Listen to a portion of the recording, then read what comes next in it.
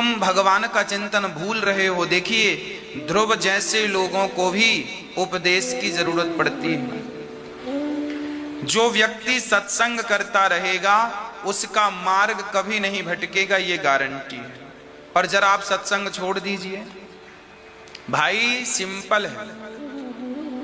एक आदमी को शुगर की बीमारी है, डॉक्टर के पास गया, डॉक्टर साहब देखिए क्या प्रॉब्लम है। डॉक्टर ने चेक किया, बोले आपको शुगर है। मरीज ने कहा इसका इलाज बताइए, इसका इलाज क्या है, क्या इलाज है इसका? डॉक्टर ने कहा शुगर का कोई इलाज नहीं है, एक ही इलाज है, परहेज करते रहना। एक गोली दे रहा हूं, ये खाते रहोगे, जब तक खाओगे तब तक शुगर खत्म नहीं होगी, कंट्रोल में रहेगी, और खाना छोड़ दोगे फिर बढ़ जाएगी। इन बीमारियों का कोई इलाज नहीं है प्रॉपर, दो ही इलाज हैं, दवाई निरंतर लो या दवाई से बचना है तो परहेज करो। शक्कर ना खाओ, मीठा ना खाओ, करेले का जूस पियो, कंट्रोल रहेगी। अब आप समझिएगा, शुगर की बीमारी का इलाज नहीं है पर कंट्रोल हो सकती है। किससे? दवाई से। दवाई कंट्रोल करके रखेगी। उसी प्रकार हमारे अंदर भी वासनाएं भरी पड़ी हैं, काम, क्रोध, लोभ, मोह। हम लोग भी संसार में झट से उलझ जाते हैं, संसार की माया तुरंत पकड़ लेती है। तो क्या करें कि माया का रोग ना लगे, काम ना सतावे, क्रोध ना सतावे, लोभ ना सतावे, अहंकार ना सतावे, वासनाएं ना सतावे। इसके लिए क्या करें? ये जो वासनाएं हैं ये हमारा रोग है, शुगर का रोग इसे कह लीजिए।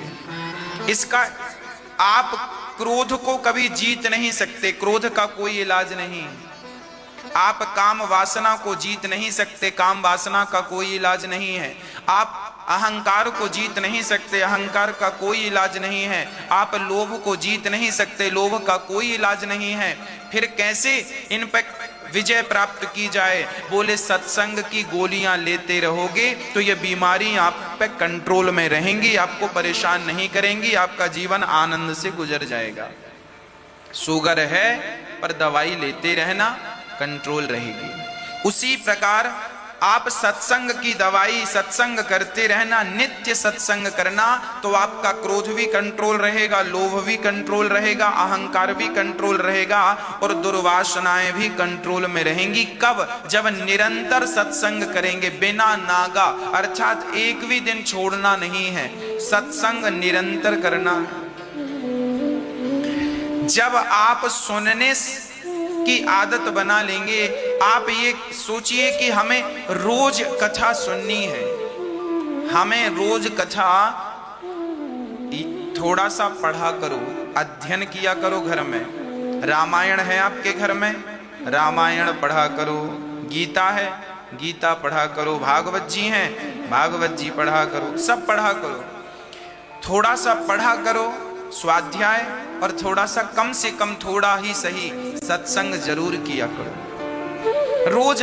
इसलिए हम आपके लिए रोज साधना चैनल पर आपके लिए कथा लेकर आते हैं कि चलो इसी बहाने आप कथा श्रवण कर लेंगे, और इसी बहाने आपका उतनी देर के लिए, जितनी देर आप कथा सुनते हैं, आप बाकी समय तो मैं आपकी गारंटी नहीं ले सकता, मैं आपकी जिम्मेदारी नहीं ले सकता, पर 2:30 बजे से 6 बजे तक जब आप हमें समय देते हैं तो आपने हमें वक्त दिया है, तो ये हमारा कर्तव्य है कि हम आपके समय को भगवान से जोड़ दें, और आपके समय को हम भगवान से जोड़ देते हैं।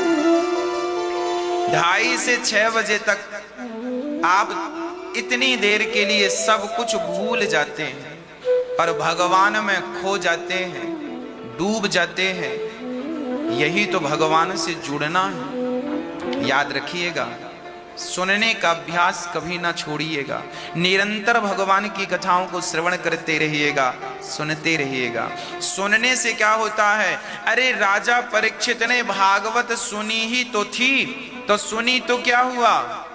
7 दिन में श्राप लगने का, जो श्राप लगा था 7 दिन में मरने का, संत के श्राप से अधोगति होती है, और वो भी सांप के डसने से मर जाए व्यक्ति तो उसकी तो अधोगति होती है। पर देखिए राजा परीक्षित ने भागवत सुनी तो सुनते ही 7 दिन में सुना ही तो था, उससे अधोगति से मुक्ति मिल गई कि नहीं, सदगति हो गई कि नहीं, सुना ही तो था।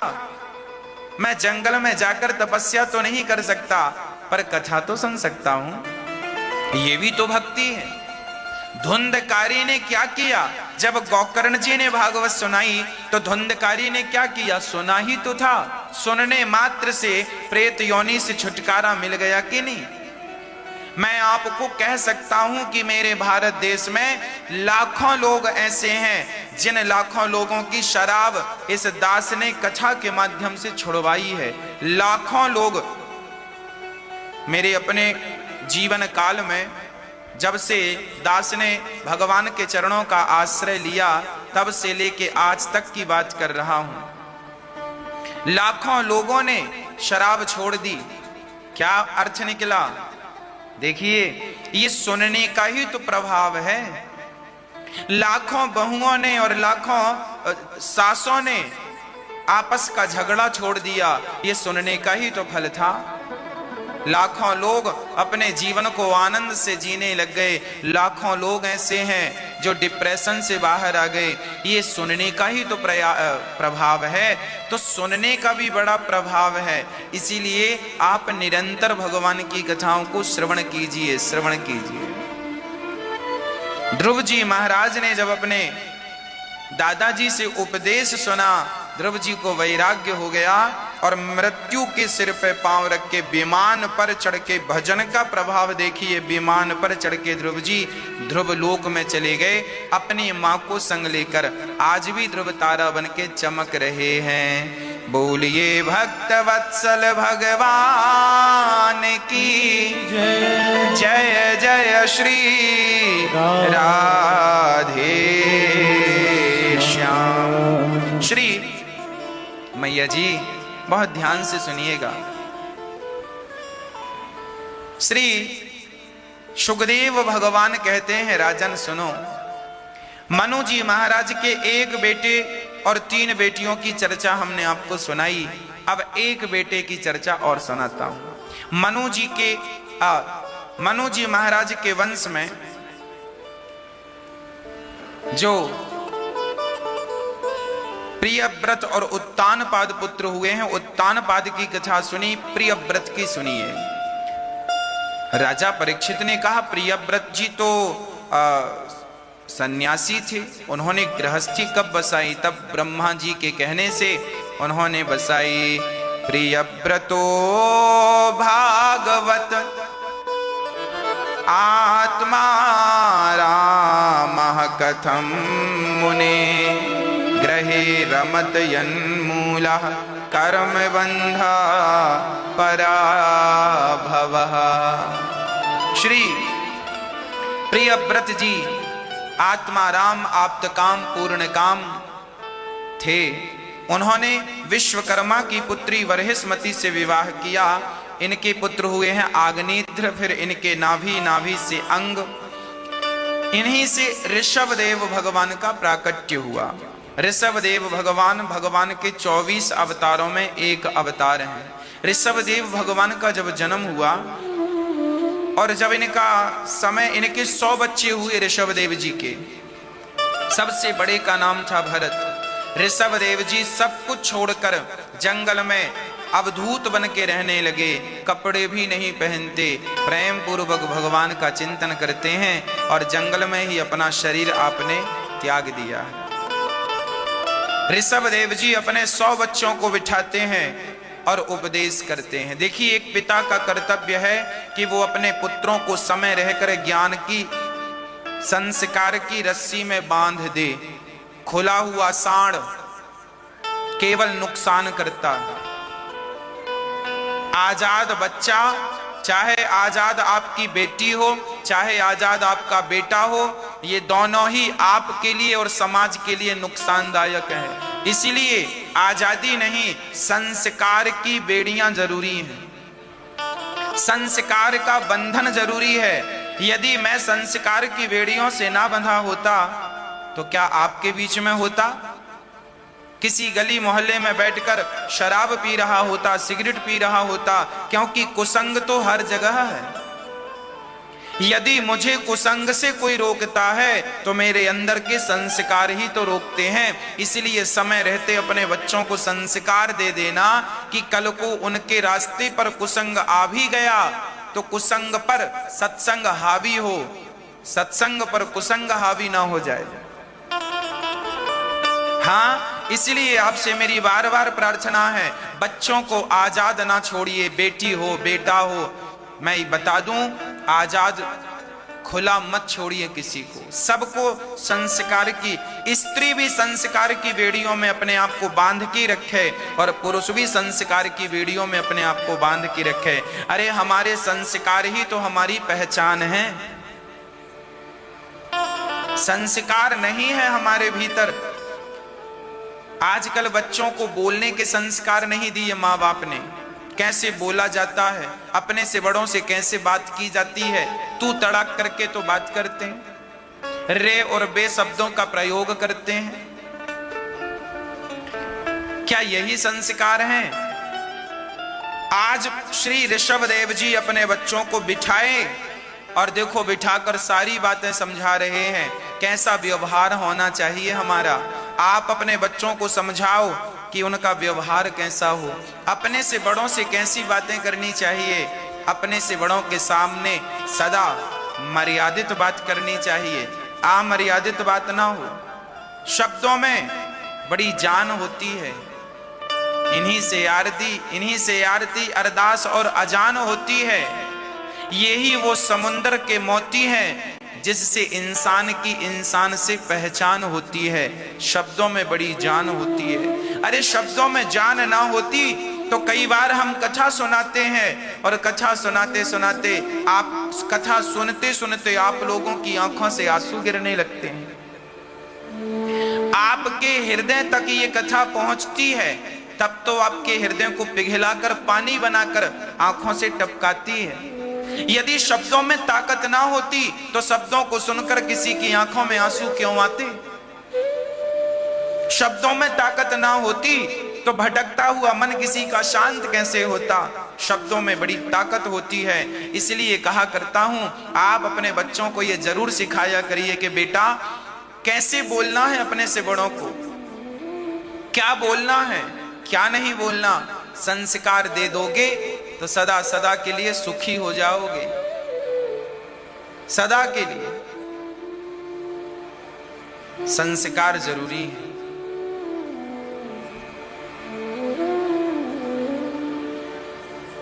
आज अपने बच्चों को बिठाकर क्या कह रहे हैं जरा सुनिएगा। एक बाप अपने बेटे को क्या संस्कार दे रहा है ये देखिए, भागवत जी में लिखा हुआ। ऋषभदेव जी कह रहे हैं, नायम देहो देह भाजाम्रलोके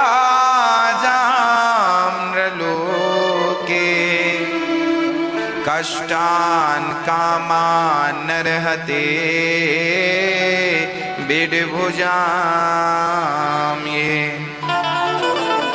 तपो दिव्यम पुत्रिकायेन सत्वम सोऽध्ययेद्यस्मात् ब्रह्म सौख्यम त्वनन्तम।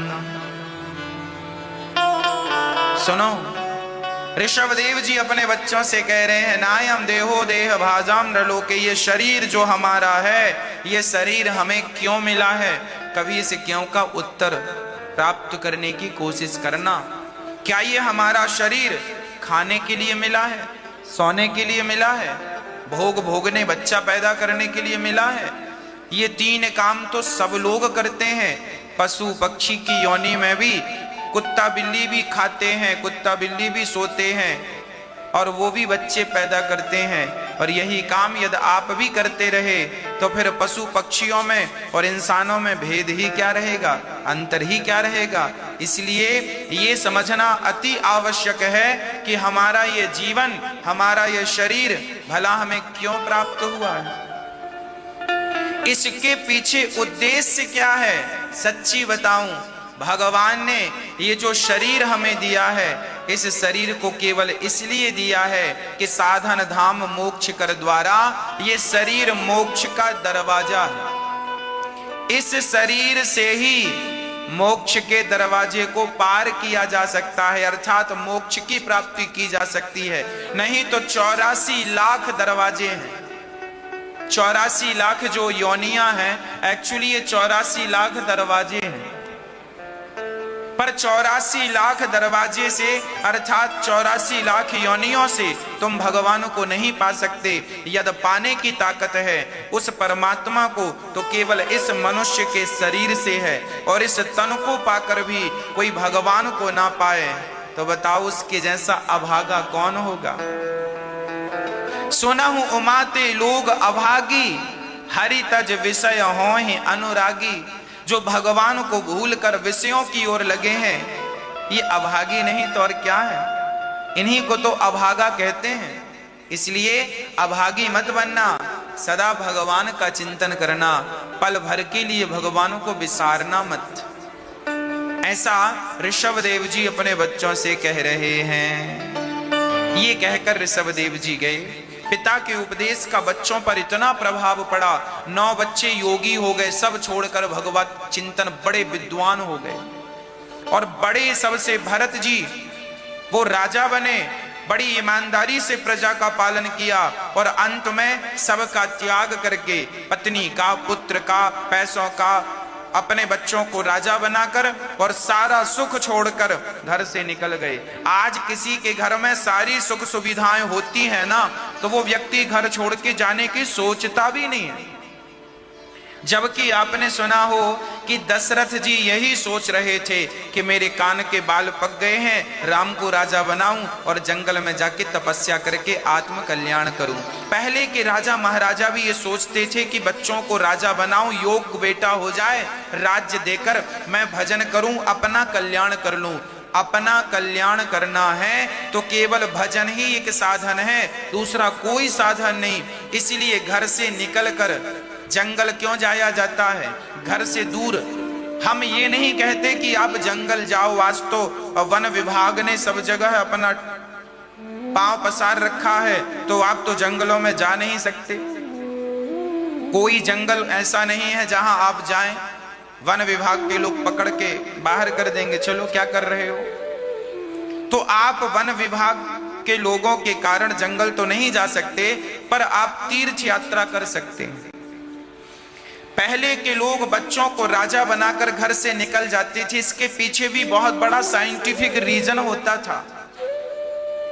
इसके पीछे भी बहुत बड़ी नीति हुआ करती थी बुजुर्गों की। क्या नीति? बोले बेटों को राजा बना देंगे, अर्थात घर की सारी जिम्मेदारी बेटों को दे देंगे और हम निकल जाएंगे, तो पता चल जाएगा कि हमारा बेटा योग्य है कि नहीं, संभाल पा रहा है कि नहीं। घर पे ही रहोगे तो पता नहीं चलेगा संभाल रहा है कि नहीं, निकल कर देखो पता चलेगा। श्री भरत जी सब छोड़कर चले गए जंगल, गंडकी नदी के किनारे भगवान का भजन करने लगे। आप भी सब कुछ छोड़कर थोड़ी थोड़ी देर का अभ्यास। देखिए, आप अपने घर से 1 महीने के लिए वृंदावन आए, माना कि 1 महीने के लिए जगन्नाथपुरी आए, माना कि, तो 1 महीना जब आप जगन्नाथपुरी में रहेंगे और वृंदावन रहेंगे, तो क्या होगा? आप रोज जगन्नाथ जी का दर्शन करेंगे, रोज बिहारी जी का दर्शन करेंगे, वृंदावन का दर्शन करेंगे।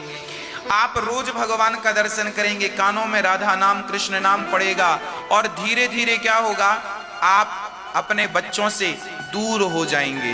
दूरी होने से क्या होगा? जो आपका अटैचमेंट था, आपका जो परिवार के प्रति ज्यादा से ज्यादा मोह था, ममता थी, आसक्ति थी, धीरे धीरे वो समाप्त होगी। भगवान में अब मोह होगा, भगवान में अब प्रेम जागेगा, क्योंकि अब वृंदावन रहेंगे, जगन्नाथ जी रहेंगे, तो भगवान के चरणों में सत्संग करते करते प्रेम जागेगा। और जब भगवान में प्रेम जाग गया तो संसार का प्रेम अपने आप कम हो जाएगा। तो संसार का प्रेम कम हो और भगवान से प्रेम बढ़े। इसलिए आपको कहा जाता है कि कुछ समय तीर्थों में भी गुजारा करो, जाया करो तीर्थों में भी, नहीं तो प्रेम मरते मरते भी बच्चों से ही बना रहा तो आपका तो आना जाना सब बेकार हो गया। भगवान में मन लगा ही नहीं तो आने का उद्देश्य क्या है? भरत जी समझ गए कि मैं कहीं राजगद्दी संभालते संभालते मर ना जाऊं, तो राजकाज छोड़ करके भरत जी गंडकी नदी के किनारे चले गए और भजन करने लगे। सबका त्याग कर दिया। देखो, सबका त्याग कर देना अच्छा है, पर भरत जी से गलती हो गई। एक मृग का बच्चा पानी में बह रहा था, उसे पकड़कर अपनी कुटिया पर ले आए और उस बच्चे से प्रेम कर लिया। घास लेकर आए, पानी लेकर आए, ये लाए वो लाए, सब खिलाया पिलाया। अब धीरे धीरे भजन छूटता गया और भरत जी का मन उस मृग में लगता गया, मृग में आसक्ति हो गई। देखिए, पत्नी पुत्र राज सत्ता सब छोड़ा था इसी डर से कि कहीं मेरा मन इसमें लग ना जाए, और लो जंगल में भी परिणाम वही हुआ, एक मृग में मन लग गया। आए थे हरि भजन को, औंटन लगे कपास। कहां कहां मन लगाता है आदमी। इसलिए हम आपसे कहते हैं जरा सावधान हो जाइए। भारत जैसे ज्ञानी ने एक मृग में मन लगाया और जब उनके प्राण निकले तो मृग का चिंतन करते करते मरे। अंते यामति सागति, यमराज ने हिसाब किताब किया, कहा जाओ आप मृग का चिंतन करते करते आए हैं सो मृग की योनि में जाओ।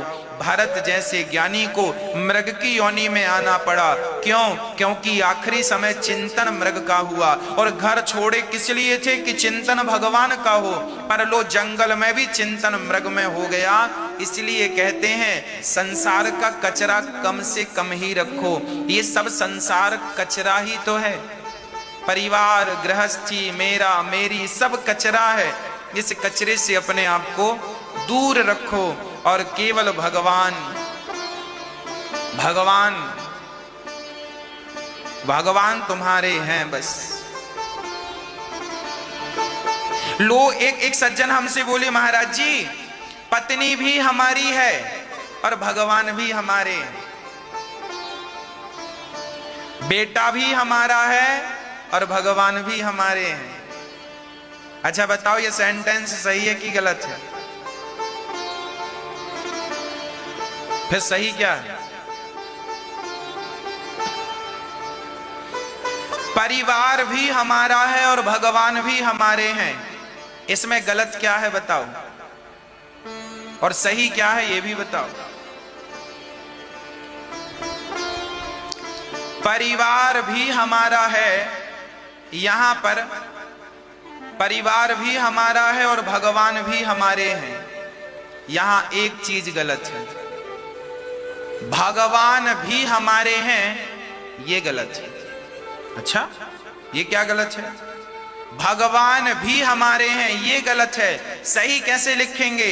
भगवान ही हमारे हैं, भगवान भी हमारे हैं, भगवान भी और ही में मैं अंतर बता रहा हूं, मात्र एक अक्षर बदलेगा। भगवान भी हमारे हैं ये गलत है, भगवान ही हमारे हैं ये सही है। पर लोग गलती करते हैं। लोग कहते हैं, महाराज जी हमने सवेरे अगरबत्ती जलाई थी, ओम जय जगदीश हरे आरती भी करी थी, भजन किया, अब भाई पत्नी भी हमारी है और भगवान भी हमारे हैं, ये गलत हो गया। भगवान भी हमारे हैं ये गलत है, भगवान ही हमारे हैं ये सही है। उनके सिवा हमारा कोई नहीं है। हाँ, भीतर से ये सेट कर लो कि भगवान ही हमारे हैं, पर व्यवहार जगत में सबसे व्यवहार करो। हम ये नहीं कहते सबका त्याग कर दो, व्यवहार सबके साथ करो। अच्छा एक बात बताओ, सिंपल बात समझा रहा हूं। एक लड़की जब विवाह करके आती है, अपने पति के संग फेरे लेकर आती है ससुराल, तो अब पत्नी कहे, सुनो जी मैंने तुमसे विवाह किया है, सेवा तुम्हारी बस करूंगी और किसी की सेवा नहीं करूंगी, ना सास की, ना ससुर की, ना किसी की सेवा। तो अब बताओ, इससे पति प्रसन्न होगा कि दुखी होगा? दुखी होगा। अरे भाग्यवान, तुमने विवाह तो हमसे किया है, तुम्हारे पति तो हम ही हैं, पर हमारे माता पिता, अब ये तुम्हारे भी माता पिता है, जो हमारा है वो तुम्हारा है। अब इस व्यवहार को निभाना तो पड़ेगा। अच्छा, एक बात और है, पत्नी कहे सुनो जी, मैं 23 घंटे तुमसे प्यार करूंगी, 1 घंटा की हमें जरा आजादी दो, 1 घंटा हम किसी और से प्यार करेंगे, चलेगा? बोलो। पत्नी 23 घंटा पति से खूब प्यार करे, पर 1 घंटा पड़ोसी से प्यार कर रही है, चलेगा? कोई पति स्वीकार करेगा? नहीं, गलत। अरे एक घंटे की छोड़ो,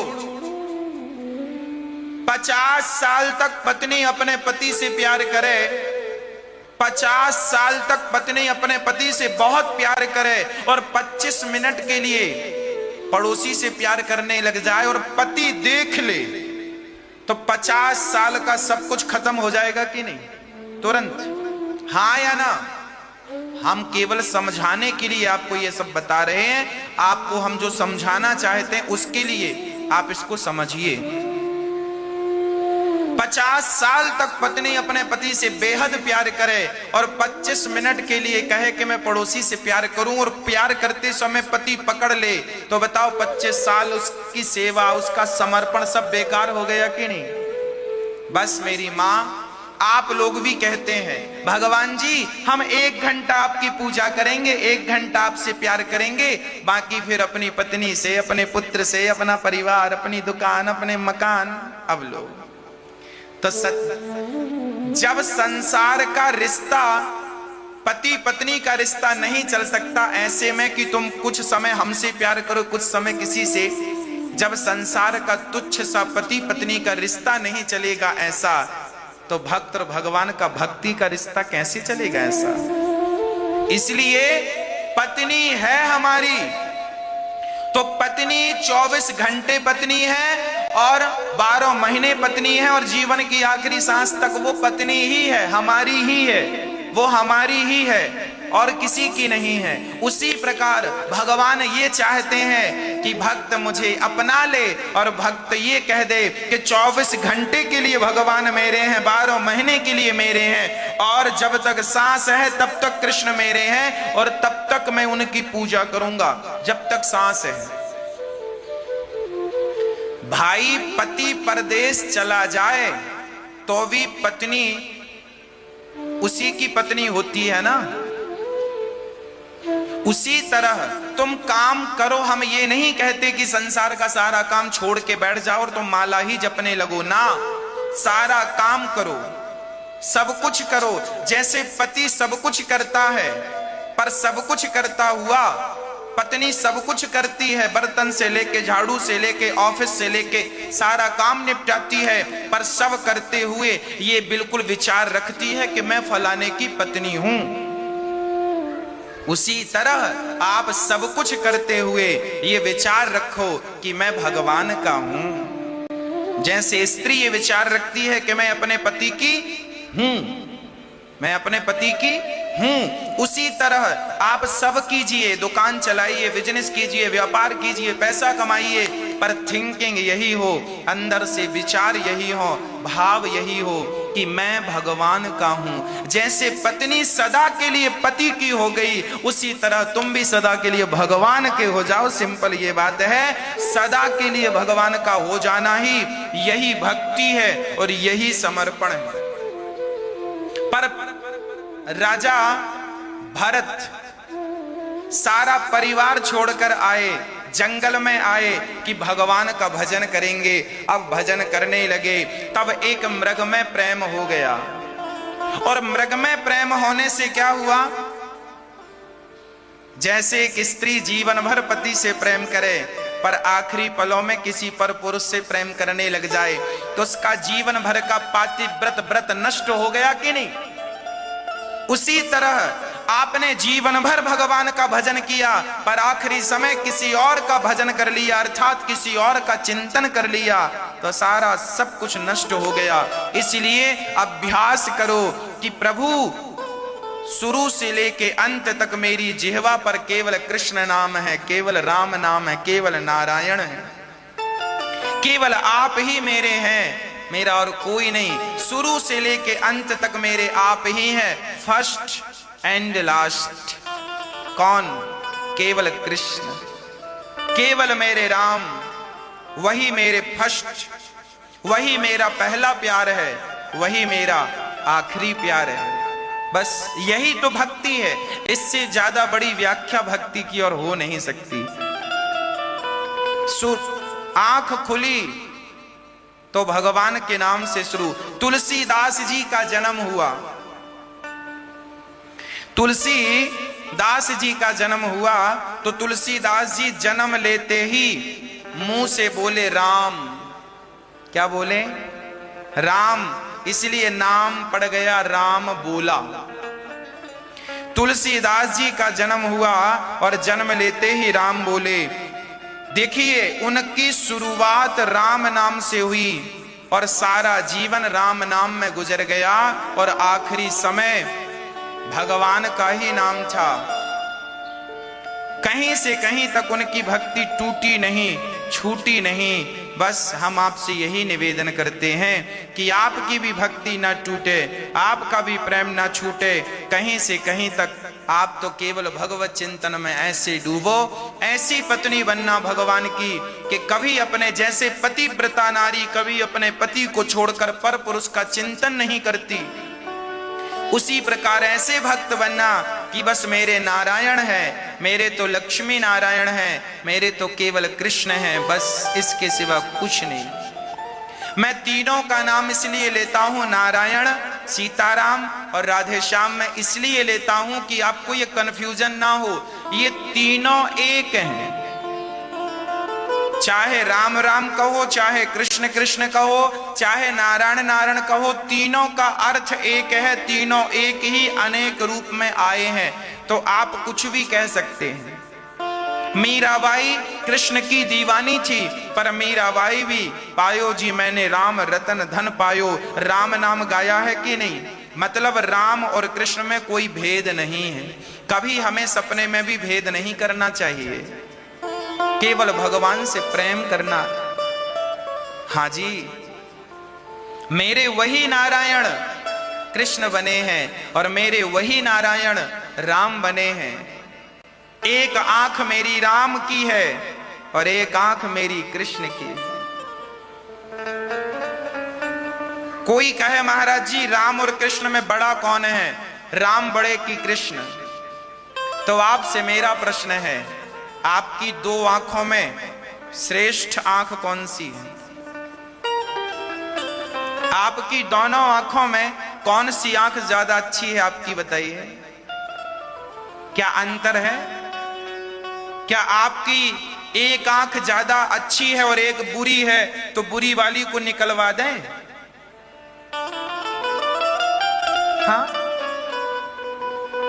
जैसे हमारी आंख, दोनों आंखें हमें प्रिय हैं, दोनों आंखें बराबर हैं। एक भी आंख में यदि तिनका चला जाए साहब तो दूसरी भी रोने लगती है कि नहीं?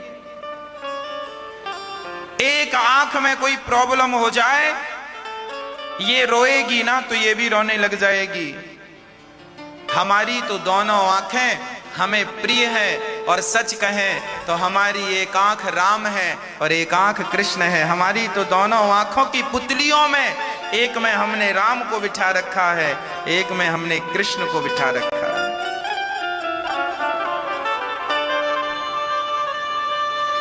तो भगवान का नाम सदा हमें लेना चाहिए और नाम की महिमा तुलसीदास जी महाराज लिख रहे हैं।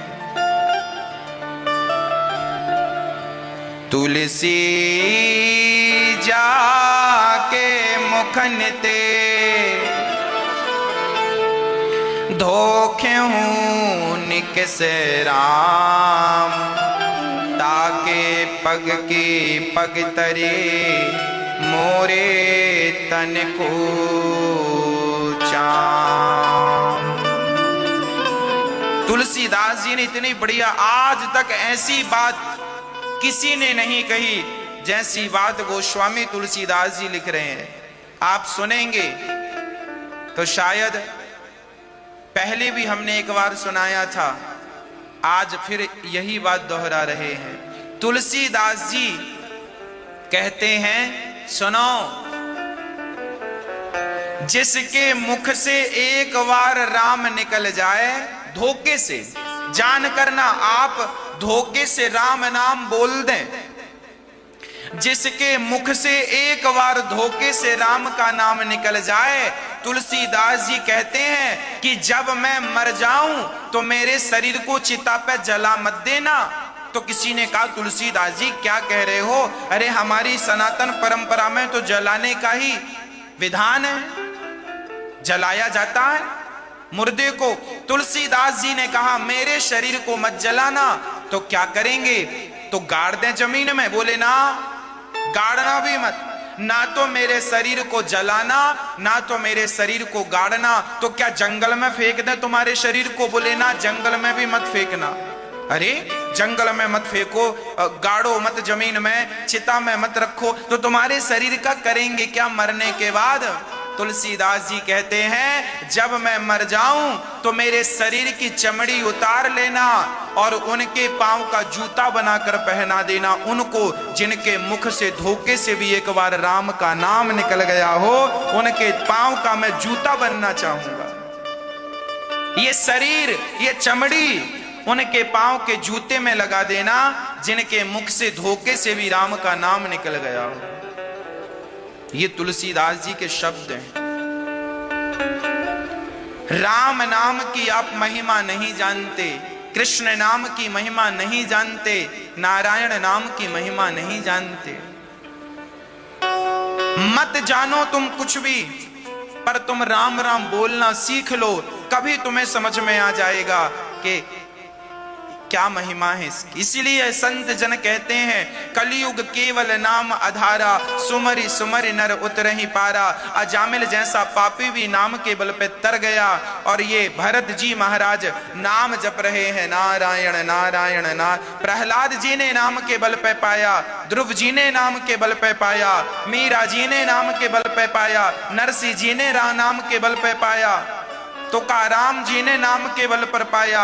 इन महापुरुषों ने सबने भगवान के नाम के बल पर